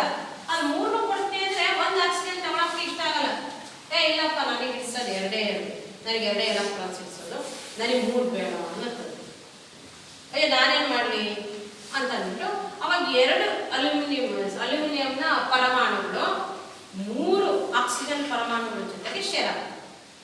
ಅರ್ಥ ಆಗ್ತಿದೆ ನಿಮ್ಗೆ ಹೇಳಿದ್ದು? ಯಾಕೆ 2 ಇನ್ನೊಂದು ಸೇರಿದ್ರೆ ಆಗಲ್ಲ ಮಿಸ್? ಓಕೆ, ಇನ್ನೊಂದು ನೋಡಿ. ಈಗ ಅಲ್ಯೂಮಿನಿಯಂ ಹೊರಕವಚದಲ್ಲಿ 3 ಎಲೆಕ್ಟ್ರಾನ್ಸ್ ಇಟ್ಕೊಂಡಿರುತ್ತೆ. 1 2 3 ಎಲೆಕ್ಟ್ರಾನ್ ಇಟ್ಕೊಂಡಿರುತ್ತೆ. ಗೊತ್ತಾಯ್ತಾ? ಎಷ್ಟು? 3. ಆಕ್ಸಿಜನ್ ಹೊರಕವಚದಲ್ಲಿ 4 ಇರುತ್ತೆ. 1 2 3 4 5 6. ಗೊತ್ತಾಯ್ತಾ? 8 ಹಾಕ್ಬೇಕು. 2ನೇ ಕವಚ ತುಂಬಬೇಕು ಅಂದ್ರೆ ಎಷ್ಟಾಗಬೇಕು? 8 ಎಲೆಕ್ಟ್ರಾನ್ ಅಷ್ಟಕ ಜೋಡಣೆನ ಹೊಂದಬೇಕು. ಈ ಆಕ್ಸಿಜನ್ ಏನ್ ಮಾಡುತ್ತೆ? 2 ಎಲೆಕ್ಟ್ರಾನ್ಸ್ ಅನ್ನ ತಗೊಂಡ್ಬಿಟ್ಟು ಓಕೆ ಪರಮಾಣುಗಳನ್ನು ಹೊಂದಾಣಿಕೆ ಮಾಡ್ಕೊಳ್ಳೋದು. ಗೊತ್ತಾಯ್ತಾ? ಇನ್ನು ಒಂದು ಉಳಿದದ್ದು, ಇದನ್ನ ಯಾರಿಗೆ ಕೊಡೋದು? ಇನ್ನೊಂದು ಆಕ್ಸಿಜನ್ ತಗೋಬೇಕು ಅಂತಂದ್ರೆ ಇಲ್ಲಪ್ಪ ನನಗೆ 2 ಬೇಕು, ನೀನು 1 ಕೊಟ್ರೆ ಸಾಕಾಗಲ್ಲ. ಆಕಾಶ 1 ಕೊಟ್ರೆ ಸಾಕಾಗಲ್ಲ ಅಂತ ಅದು ಇಸ್ಕೊಳಕ್ ಒಪ್ಪಲ್ಲ. ಬೇಡ ಬೇಡ, ನಿನ್ ಬಿಟ್ಟು ಬೇರೆ ಜೊತೆ ಹೋಗ್ತೀವಿ. ಅವಾಗ ಅಲ್ಯೂಮಿನಿಯಂ ಏನ್ ಮಾಡುತ್ತೆ? ಇಲ್ಲ ಇನ್ನೊಂದು ಅಲ್ಯೂಮಿನಿಯಂನ ಸೇರ್ಕೊಂಡು ನಾವಿಬ್ರು ಶೇರ್ ಮಾಡ್ಕೊಳ್ಳೋಣ ಅದ್ರ ಜೊತೆಗೆ, ಆಕ್ಸಿಜನ್ ಜೊತೆಗೆ ಅಂದ್ಬಿಟ್ಟು ಇನ್ನೊಂದು ಆಕ್ಸಿಜನ್ ಏನ್ ಮಾಡುತ್ತೆ? ಇದು ಇನ್ನೊಂದು ಅಲ್ಯೂಮಿನಿಯಂ ಶೇರ್ ಮಾಡ್ಕೊಂಡು ಹೋಗ್ಕೊಳ್ಳೋದು. ಆಯ್ತಾ? ಇನ್ನೊಂದು ಅಲ್ಯೂಮಿನಿಯಂನಲ್ಲಿ ಮತ್ತೆ ಹೊರಕವಚದಲ್ಲಿ 3 ಎಲೆಕ್ಟ್ರಾನ್ ಸುಟ್ಕೊಳ್ಳೋದು. ಹೌದಾ? ಅವಾಗ ಏನ್ ಮಾಡುತ್ತೆ? ಇನ್ನೊಂದು ಆಕ್ಸಿಜನ್ ಏನ್ ಮಾಡುತ್ತೆ? ಹೊರಕವಚದಲ್ಲಿ 1 2 3 4 5 6 ಇರುತ್ತಲ್ಲ, ಈ 2 ಎಲೆಕ್ಟ್ರಾನ್ ತಗೊಳ್ಳುತ್ತೆ. 2 ಅಲ್ಯೂಮಿನಿಯಂ ಅಲ್ಲೂ ಸಹ ಒಂದೊಂದು ಎಲೆಕ್ಟ್ರಾನ್ ಉಳಿದು. ಅರ್ಥ ಆಯ್ತಾ? 2 ಅಲ್ಯೂಮಿನಿಯಂ ಅಲ್ಲೂ ಸಹ ಒಂದೊಂದು ಎಲೆಕ್ಟ್ರಾನ್ ಉಳಿದು. ಅವಾಗ ಇನ್ನೊಂದು ಆಕ್ಸಿಜನ್ ಬರುತ್ತೆ. ಅವೆರಡಿದವಲ್ಲ, ನನಗೆ ಕೊಟ್ಬಿಡು ನೀನು. ಅವಾಗ ಇನ್ನೊಂದು ಆಕ್ಸಿಜನ್ ಏನ್ ಮಾಡುತ್ತೆ? ಎಲೆಕ್ಟ್ರಾನ್ಸ್ ಅನ್ನ ಶೇರ್ ಮಾಡಿ. 1 2 3 4 5 6. ಅರ್ಥ ಆಯ್ತಾ? ಅರ್ಥ ಆಯ್ತಾ ಇಲ್ಲ? ಹಾಗಾಗಿ ಇದ್ರ ಸೂತ್ರ ಏನಂತ ಬರೀತೀವಿ? Al2O3. Al 2 ಇದಾವೆ, O ಎಷ್ಟಿದೆ? 3 ಇದೆ. ಅರ್ಥ ಆಯ್ತಾ? ನಾವ್ ಯಾವಾಗ್ಲೂ ನಾವು ಅಣು ಸೂತ್ರ ಬರಿಬೇಕಾದ್ರೆ ಅವುಗಳ ಪರಮಾಣು ಸಂಖ್ಯೆ, ಎಲೆಕ್ಟ್ರಾನಿಕ್ ವಿನ್ಯಾಸ, ಹೊರಕವಚದಲ್ಲಿ ಎಷ್ಟು ಖಾಲಿ ಇದೆ, ಆಮೇಲೆ ಅವು ಎಷ್ಟು ಎಲೆಕ್ಟ್ರಾನ್ ಅನ್ನು ತಗೊಳ್ತವೆ, ಎಷ್ಟು ಎಲೆಕ್ಟ್ರಾನ್ ಅನ್ನು ಕೊಡ್ತವೆ ಅನ್ನೋದ್ರ ಮೇಲೆ ಅಣು ಸೂತ್ರವನ್ನು ಬರಿಬೇಕು. ಅದೇ ತರ ನಾನು ಇಲ್ಲಿ CO ಬರದೆ, MgO ಬರದೆ. ಯಾಕೆ ಅಂತ ನೆನ್ನೆ ಹೇಳಿದೆ, ಹೌದಾ? ಕಳೆದ ಕ್ಲಾಸ್ನಾಗ ಹೇಳಿದ್ದೆಲ್ಲ MgO ಯಾಕೆ ಬಂತು. ಮೆಗ್ನೀಷಿಯಂ ಹೊರಕವಚದಲ್ಲಿ 2 ಎಲೆಕ್ಟ್ರಾನ್ಸ್ ಇದೆ, ಆಕ್ಸಿಜನ್ 2 ಅಂತ ತಗೊಂಡ್ಬಿಡುತ್ತೆ. Mg ಎಷ್ಟು? 12. ಹೌದಾ? 12 ತಾನೆ ನೋಡಿ. ಇದ್ರದ್ದು 13 ಇದೆ, 1 ಆಯ್ತು. ಇದಿಲ್ಲ ಅಂದ್ರೆ 2 ಆಕ್ಸಿಜನ್ 2 ತಗೊಂಡ್ಬಿಡುತ್ತೆ. ಅರ್ಥ ಆಯ್ತು ಹೇಳಿದ್ದೆ ಎಲ್ಲರಿಗೂ? ತಾಮ್ರದ ಎಷ್ಟು? ತಾಮ್ರದ ಪ್ರಮಾಣ ಸಂಖ್ಯೆ ಎಷ್ಟು? ಆವರ್ತ ಕೋಷ್ಟಕ ನೋಡಿ, ಲಾಸ್ಟ್ ಟೈಮ್ ಹೇಳಿಲ್ವಾ ತಾಮ್ರದ? ಯಾರು? ತಾಮ್ರದ ಎಷ್ಟು? ತಾಮ್ರ 29. ಎಲೆಕ್ಟ್ರಾನಿಕ್ ವಿನ್ಯಾಸ ನೋಡಿ, 1s2 2s2 2p6 3s2 3p6 4s2 3d 10 20 3d 9. 20 3d 9. 9 ಆದಾಗ ಮಕ್ಕಳ ಇಲ್ಲಿ ಹೊರ ಕವಚದಲ್ಲಿ ನೋಡಿ, 4ನೇ ಕವಚದಲ್ಲಿ 2 ಎಲೆಕ್ಟ್ರಾನ್ಸ್ ಉಳಿಯಿತು. ಹೌದಾ? 2 ಎಲೆಕ್ಟ್ರಾನ್ಸ್ ಉಳಿಯಿತು. CO ಇದು ಸರಿನೋ ಇಲ್ಲ ಅಂತ ನೀವು ಇದು ಮಾಡಬೇಕು. CO ಸರಿನೋ, CO2 ಸರಿನೋ, ಯಾವ ತರ ಅದು ಇದು ಮಾಡ್ಕೊಳುತ್ತೆ ಅಂತ. ಅಲ್ಲಿ ನೋಡಿ Cu plus O2 ಬರ್ತೀನಿ ನಾನು, ಬರೀ CO ಬರ್ದಿಲ್ಲ. Mg plus O2, Cu plus O2 ಬರ್ತೀನಿ. ಯಾಕೆ O2? ತಾಮ್ರ 2 ಎಲೆಕ್ಟ್ರಾನ್ ಅನ್ನು ಕೊಡುತ್ತೆ.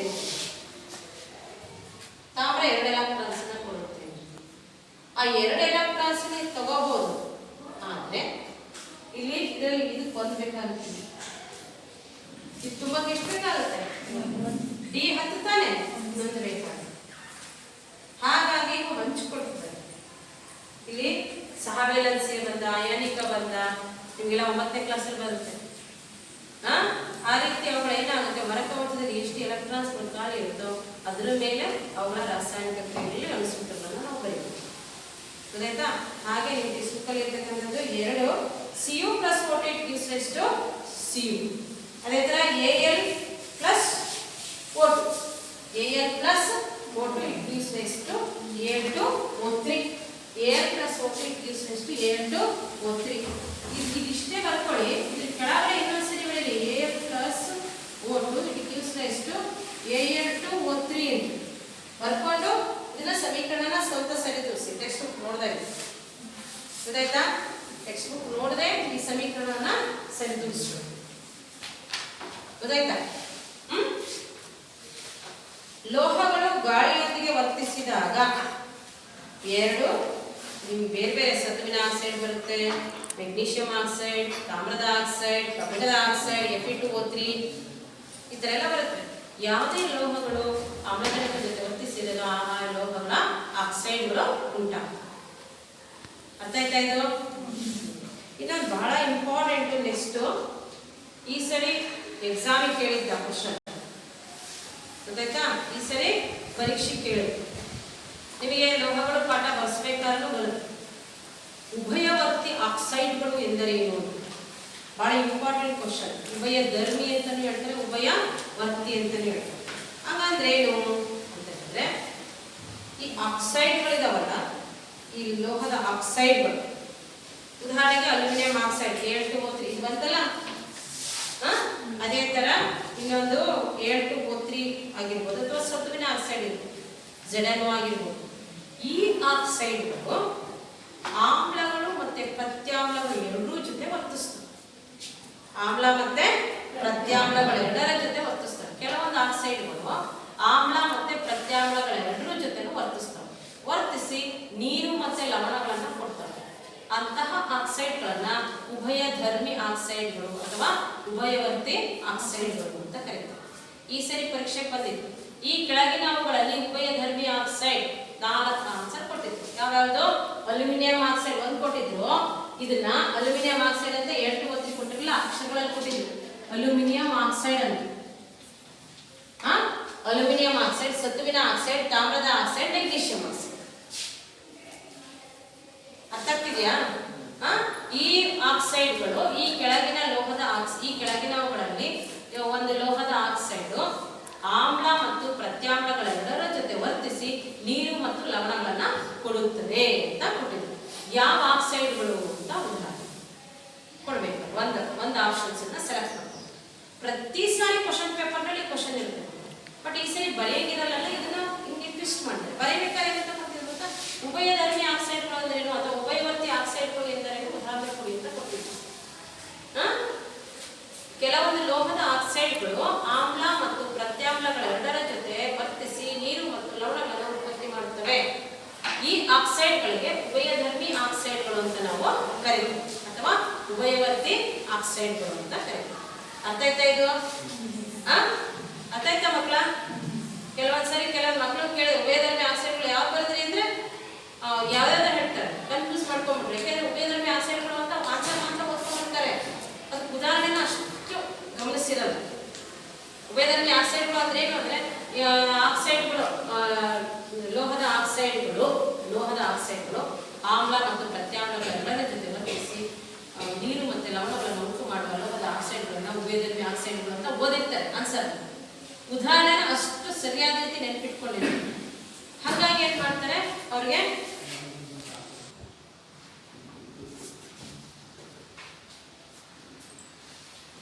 ಅದಕ್ಕೆ ಉದಾಹರಣೆ ಅಲ್ಯೂಮಿನಿಯಂ ಆಕ್ಸೈಡ್ ಮತ್ತೆ ಸತುವಿನ ಆಕ್ಸೈಡ್. ಉಭಯಧರ್ಮಿ ಆಕ್ಸೈಡ್ ಉದಾಹರಣೆ ಅದು ಅಲ್ಯೂಮಿನಿಯಂ ಆಕ್ಸೈಡ್ ಮತ್ತೆ ಸತುವಿನ ಆಕ್ಸೈಡ್. ಇವು ಆಮ್ಲ ಮತ್ತು ಪ್ರತ್ಯಾಮ್ಲಗಳ ಜೊತೆ ಹೇಗೆ ವರ್ತಿಸುತ್ತವೆ? ನೀವು ಲೋಹಗಳು ಗಾಳಿಯೊಂದಿಗೆ ವರ್ತಿಸಿದಾಗ ಮಾಡ್ತಾ ಇದ್ದೀರಾ. ಇದೇನು ಅಂದ್ರೆ ಆ ಆಕ್ಸೈಡ್ಗಳ ವರ್ತನೆಯನ್ನು ಸ್ವಲ್ಪ ಕೊಟ್ಟಿದ್ದಾರೆ ಟೆಕ್ಸ್ಟ್ ಅಲ್ಲಿ. ಅರ್ಥ ಆಗ್ತಿದ್ಯಾ? ಲೋಹದ ಆಕ್ಸೈಡ್ಗಳ ಬಗ್ಗೆ ಕೆಲವೊಂದು ವಿಷಯಗಳನ್ನ ಕೊಟ್ಟಿದ್ದಾರೆ, ಅದನ್ನು ಸಹ ಇಂಪಾರ್ಟೆಂಟ್. 7 ಓದ್ತಿ.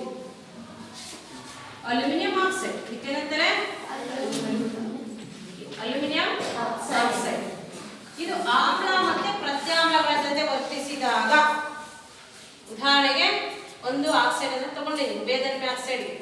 ಆಮ್ಲ ಮತ್ತು ಪ್ರತ್ಯಾಮ್ಲಗಳ ಜೊತೆ ವರ್ತಿಸಿದಾಗ ಇದು ಆಮ್ಲ HCl ಆಮ್ಲ, ಪ್ರತ್ಯಾಮ್ಲ NaOH ಸೋಡಿಯಂ ಹೈಡ್ರಾಕ್ಸೈಡ್ ಪ್ರತ್ಯಾಮ್ಲ. ಆಮ್ಲಗಳು ಪ್ರತ್ಯಾಮ್ಲಗಳ ಲೆಸನ್ ಅಲ್ಲಿ ನಿಮಗೆ ಗೊತ್ತಾಗಿದೆ. ಆಮ್ಲಗಳು ಯಾವುದು ಮತ್ತೆ ಪ್ರತ್ಯಾಮ್ಲಗಳು ಯಾವುದು ಗೊತ್ತಾಯ್ತಾ? ಆಮ್ಲ ಹೈಡ್ರೋಕ್ಲೋರಿಕ್ ಆಮ್ಲ, ಇದು ಪ್ರತ್ಯಾಮ್ಲ ಏನಂತೆ? ಸೋಡಿಯಂ ಹೈಡ್ರಾಕ್ಸೈಡ್ ಪ್ರತ್ಯಾಮ್ಲ. ಅಲ್ಯೂಮಿನಿಯಂ ಆಕ್ಸೈಡ್ ಇದು ಒಂದು ಉಭಯಧರ್ಮಿ ಆಕ್ಸೈಡ್. ಅರ್ಥ ಆಗ್ತಿದೆಯಾ? ಇದು ಆಮ್ಲ ಮತ್ತೆ ಪ್ರತ್ಯಾಮ್ಲ ಎರಡರ ಜೊತೆ ವರ್ತಿಸಿ ನೀರು ಮತ್ತೆ ಲವಣವನ್ನ ಕೊಡುತ್ತೆ. ಗೊತ್ತಾಯ್ತಾ? ನೀರು ಅಂದ್ರೆ ಇದಿಷ್ಟು ಬರ್ತಾನೆ H2O ತಾನೆ. ಇದರಲ್ಲಿ ನೀರು ಅಂದ್ರೆ ಇದರಲ್ಲಿ H, ಇದ್ರ ಜೊತೆಗೆ ಇದರಲ್ಲಿ H ಇಲ್ಲ, ಇಲ್ಲಿ 2 H ಮಾಡಬೇಕಾಗುತ್ತೆ. ಆಮೇಲೆ ಸಮೀಕರಣ ಸರಿದೂಗಿಸಿ ಅವಾಗ H2O ಬರುತ್ತೆ. ಸಮೀಕರಣ ಸರಿದೂಗಿಸ್ಬೇಕು ನೀವೇ ಸ್ವಂತ. ಗೊತ್ತಾಯ್ತಾ? H2O ಬರುತ್ತೆ. ಅದು ಬಿಟ್ಟರೆ ಇನ್ನೇನು ಉಳಿತೀರಿ? ಇದು ಬಿಟ್ರೆ H ಬಿಟ್ರೆ ಇನ್ನೇನು ಉಳಿತಿಲ್ಲ? Al2Cl3 AlCl ಉಳಿತದ 2Cl3 ಮತ್ತೆ ಪ್ಲಸ್ H2 ಇಲ್ಲಿ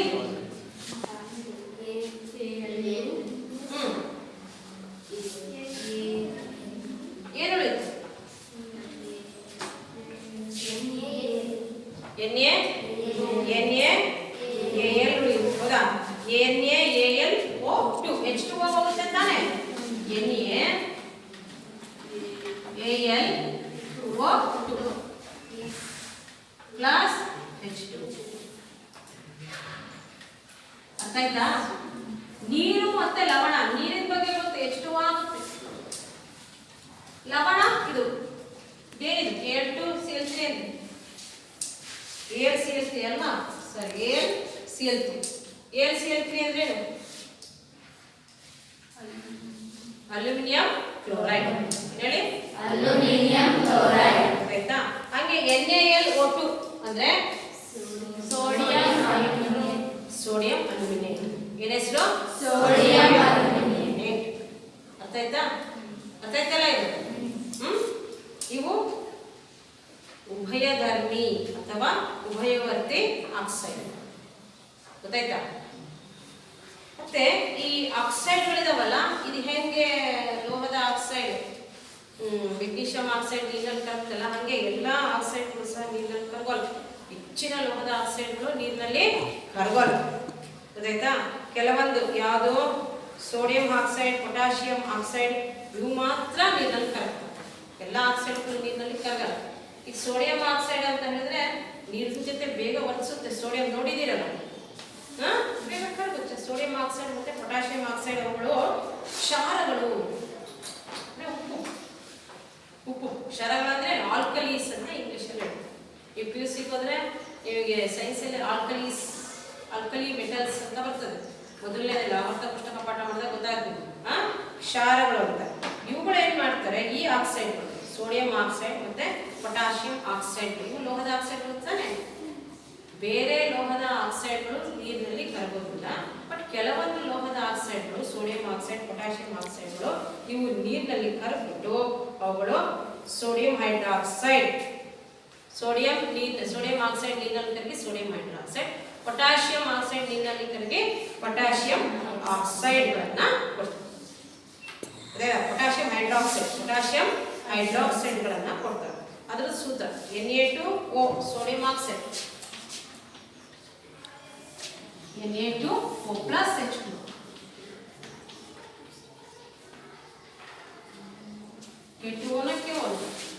K2O ಹೌದಾ? ಅದು SS ಅಂತ ಕೊಟ್ಟಿದ್ದಾರೆ. SS ಅಂತ ಹೇಳಿದ್ರೆ ಏನಂದ್ರೆ ಸಾಲಿಡ್. K2O S ಅಂದ್ರೇನು? ಸಾಲಿಡ್. ಸಾಲಿಡ್ ಅಂತ ಹೇಳಿದ್ರೆ ಘನ. ಸಾಲಿಡ್ ಅಂದ್ರೆ ಘನ. L ಅಂದ್ರೆ ಲಿಕ್ವಿಡ್. L ಅಂದ್ರೆ ಲಿಕ್ವಿಡ್. NaOH, KOH ಪ್ರತ್ಯಾಮ್ಲಗಳು ಉಂಟು ಮಾಡ್ತವೆ. ಕ್ಷಾರಗಳು ಹೈಡ್ರಾಕ್ಸೈಡ್ಗಳನ್ನ ಉಂಟು ಮಾಡ್ತವೆ. ಕ್ಷಾರಿ ಆಕ್ಸೈಡ್ಗಳು ಸೋಡಿಯಂ ಆಕ್ಸೈಡ್ ಮತ್ತೆ ಪೊಟ್ಯಾಷಿಯಂ ಆಕ್ಸೈಡ್ಗಳು ನೀರಿನಲ್ಲಿ ಕರಗಿ ಅವುಗಳು ಕ್ಷಾರಗಳು ಅಂದ್ರೆ ಪ್ರತ್ಯಾಮ್ಲ ಉಪ್ಪುನಂತ ಇರುತ್ತೆ. ಇವುಗಳನ್ನ ಉಂಟು ಮಾಡ್ತವೆ. ನೋಡಿ ಇಲ್ಲಿ ನಿಮಗೆ ಫಸ್ಟ್ ಗಾಳಿಯೊಂದಿಗೆ ವರ್ತಿಸಿದಾಗ ಅಂತ ಮಾಡಿದೆ. ಗಾಳಿಯೊಂದಿಗೆ ಮೆಗ್ನೀಷಿಯಂ ಆಕ್ಸೈಡು, ತಾಮ್ರದ ಆಕ್ಸೈಡು, ಅಲ್ಯೂಮಿನಿಯಂ ಆಕ್ಸೈಡ್ ತೋರಿಸ್ತೇವೆ ಹೌದಾ? ಈ ಲೋಹದ ಆಕ್ಸೈಡ್ಗಳು ಆಮ್ಲಗಳು ಮತ್ತೆ ಪ್ರತ್ಯಾಮ್ಲಗಳ ಜೊತೆ ವರ್ತಿಸ್ತವೆ. ಇವುಗಳನ್ನ ಉಭಯಧರ್ಮಿ ಆಕ್ಸೈಡ್ಗಳು ಅಂತ ಕರಿತೀವಿ. ಉಭಯಧರ್ಮಿ ಆಕ್ಸೈಡ್ಗಳಿಗೆ ಅಲ್ಯೂಮಿನಿಯಂ ಆಕ್ಸೈಡ್, ಸತುವಿನ ಆಕ್ಸೈಡ್ ಉದಾಹರಣೆ. ಗೊತ್ತಾಯ್ತಾ?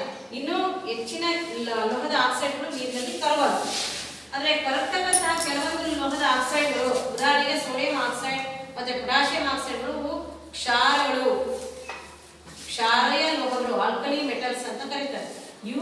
ಈ ಆಕ್ಸೈಡ್ಗಳು ನೀರಿನಲ್ಲಿ ಕರಗಿದಾಗ ಸೋಡಿಯಂ ಹೈಡ್ರಾಕ್ಸೈಡ್ ಮತ್ತೆ ಪೊಟ್ಯಾಷಿಯಂ ಹೈಡ್ರಾಕ್ಸೈಡ್ ನಂತಹ ಕ್ಷಾರಗಳನ್ನ ಉಂಟು ಮಾಡುತ್ತವೆ. ಅರ್ಥ ಆಯ್ತಾ ಇದು?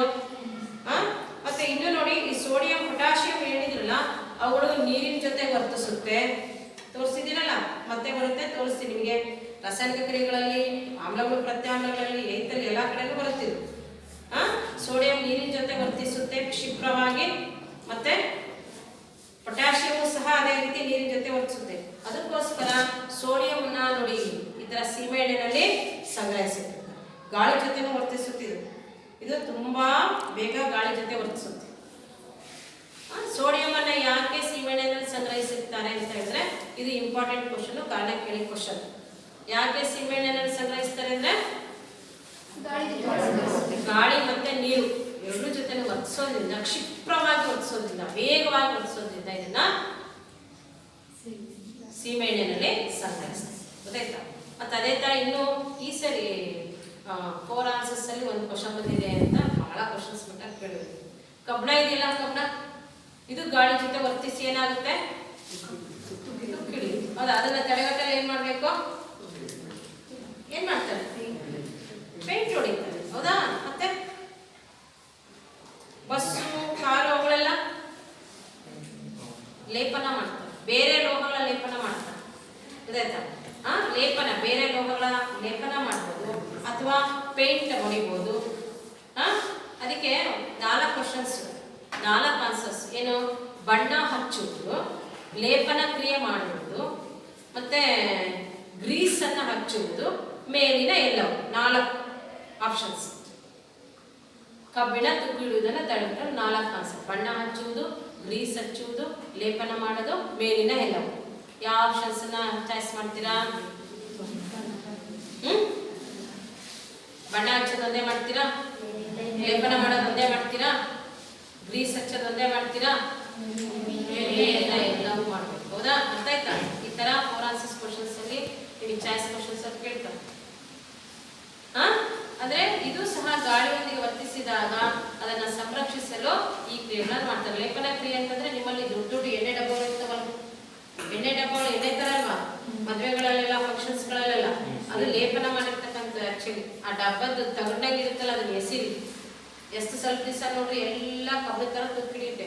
ಮೊದಲು ಅದನ್ನ ತಗೊಂಡು ಏನ್ ಮಾಡೋರು ಅಂದ್ರೆ ಕಟ್ ಮಾಡಿಸಿ ಸಣ್ಣೆ ಮಾಡ್ಸೋರು. ನಿಮ್ಮ ಮನೇಲಿ ಸಣ್ಣೆ ಹೊಸ ಸೊನ್ನೆ ಒಳ್ಳೆ ಬೆಳ್ಳಿ ತರ ಹೊಳಿತಿರುತ್ತೆ. ಬರ್ತಾ ಬರ್ತಾ ಬರ್ತಾ ಏನಾಗುತ್ತೆ?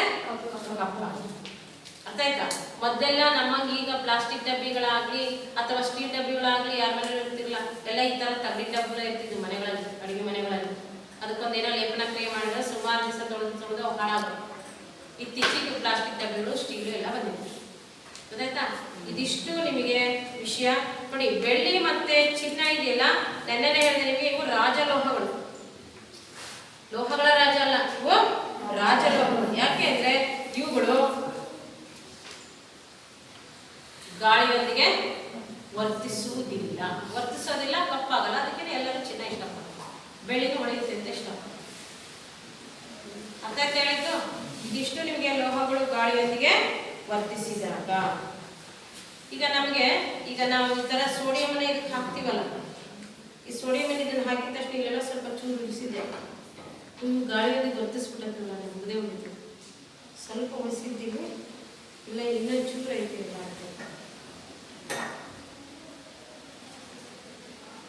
ಇಲ್ಲ ಸ್ವಲ್ಪ ಇದೆ. ಇದು ನೀರಿನೊಂದಿಗೆ ವರ್ತಿಸಿದಾಗ ಕ್ಷಿಪ್ರವಾಗಿ ವರ್ತಿಸು. ಕಾಣಿಸ್ತಿದ್ಯಾ? ಎಲ್ಲರೂ ಬಹಳ ಜೋಳದ ಕಾಳುವಷ್ಟು ಆಗ್ತದೆ. ನಾಳೆ ಮತ್ತೆ ತೋರಿಸಲ್ಲ. ನೀರಿನೊಂದಿಗೆ ವರ್ತಿಸಿದಾಗ ಇಲ್ಲಿ ಇಟ್ಟಿದ್ದೆ, ಇಷ್ಟೊಂದು ತನಕ ಇಟ್ಟಿದ್ದೆ, ಆಗ್ಲೇ ನೀವು ತಂದುಕೊಟ್ಟಿದ್ರಲ್ಲ, ಇದು ಗಾಳಿಯೊಂದಿಗೆ ವರ್ತಿಸಿದೆ. ನನಗೆ ಇಲ್ಲಿ ತೇವ ಆಗಿರೋದಕ್ಕೆ ಪುಡಿ ಹಾಗೆ ಹೋಗಿತ್ತು. ಆಯ್ತಾ? ಈಗ ಕ್ಷಿಪ್ರವಾಗಿ ಇವುಗಳು ಗಾಳಿಯೊಂದಿಗೆ ವರ್ತಿಸ್ತವೆ. ಹಾಗ ಅಂದ್ಕೊಂಡು ಇದು ಗಾಳಿಯೊಂದಿಗೆ ವರ್ತಿಸುತ್ತೆ ಅಂದ್ರೆ ಚೂರಾಗುತ್ತಾ? ಅರ್ಥ ಆಯ್ತಾ? ಹಿಂಗೆ ಕ್ರಿಯಾಶೀಲ ಲೋಹಗಳು ಸೋಡಿಯಂ, ಪೊಟ್ಯಾಷಿಯಂ ಬಹಳ ಕ್ರಿಯೆಯಲ್ಲಿ ತುಂಬಾ ವೇಗವಾಗಿ ಕ್ರಿಯೆಯನ್ನ ಮಾಡ್ತವೆ. ಇವುಗಳೆಲ್ಲ ನಿಧಾನವಾಗಿ ಕ್ರಿಯೆಯನ್ನ ಮಾಡ್ತವೆ. ತಾಮಂಚ 1-2 ದಿವಸ ಬಿಟ್ಟು ಆಮೇಲೆ ಕಪ್ಪು ಆಗ್ತಾ ಹೋಗುತ್ತೆ, ಚಿನ್ನ ಆಗೋದೇ ಇಲ್ಲ. ಯಾಕೆ ಅಂದ್ರೆ ಕ್ರಿಯಾಶೀಲತೆ ಕಡಿಮೆ, ಗಾಳಿಯೊಂದಿಗೆ ವರ್ತನೆ ಮಾಡೋದು ತುಂಬಾ ನಿಧಾನ, ಆಗದೇ ಇಲ್ಲ ಅಂತ ಹೇಳ್ಬೇಕು. ಜ್ವಾರ್ಚಿ ಇಷ್ಟ ಅರ್ಥ ಆಯ್ತಾ ಮಕ್ಕಳ?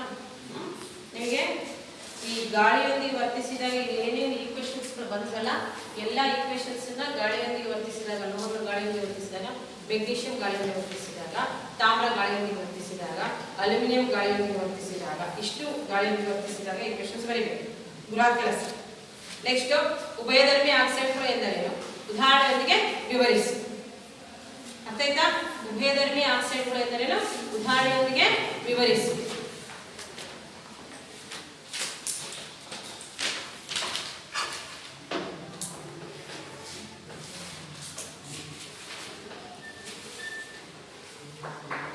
ಉಭಯಧರ್ಮಿ ಆಕ್ಸೈಡ್ಗಳು ಎಂದರೇನು? ಉದಾಹರಣೆಯೊಂದಿಗೆ ವಿವರಿಸಿ.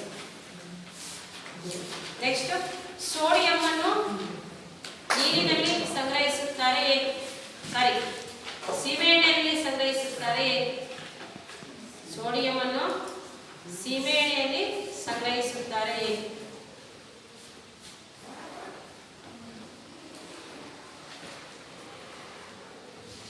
ನೆಕ್ಸ್ಟ್, ಕಬ್ಬಿಣ ತುಕ್ಕು ಹಿಡಿಯುವುದನ್ನು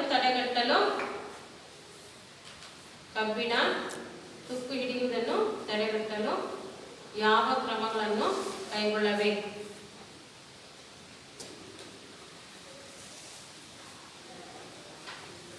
ಆಯ್ತಾ? ಲೋಹಗಳು ಗಾಳಿಯೊಂದಿಗೆ ವರ್ತಿಸಿದಾಗ ಅಂತ 3 ಬರೀರಿ. ಅಲ್ಯೂಮಿನಿಯಂ, ಮೆಗ್ನೀಷಿಯಂ, ಸತು, ತಾಮ್ರ 4 ಬರೀರಿ. ಆಯ್ತಾ? ಅದಾದ ಮೇಲೆ ಉಭಯಧರ್ಮಿ ಆಕ್ಸೈಡ್ಗಳು ಎಂದರೇನು ಉದಾಹರಣೆ ಕೊಡಿ. ಇಕ್ವೇಶನ್ ವಿತ್ ಸಮೀಕರಣ ವಿತ್ ಬರೀರಿ. ಸೋಡಿಯಂವನ್ನ ಸೀಮೆಎಣ್ಣೆಯಲ್ಲಿ ಸಂಗ್ರಹಿಸುತ್ತಾರೆ, ಕಾರಣವೇನು, ಏಕೆ? ನೆಕ್ಸ್ಟ್ ಕಬ್ಬಿಣ ತುಕ್ಕಿಡಿಯುವುದನ್ನು ತಡೆಯಲು ಯಾವ ಕ್ರಮಗಳನ್ನು ಕೈಗೊಳ್ಳಬೇಕು? ಇಷ್ಟು ಬರೀತಿರಲ್ಲ. ನೆಕ್ಸ್ಟ್ ಲೋಹಗಳು ನೀರಿನೊಂದಿಗೆ ವರ್ತಿಸಿದಾಗ ಮುಂದಿನ ತರಗತಿಯಲ್ಲಿ ನೋಡೋಣ. ಅರ್ಥ ಆಯ್ತಲ್ಲ?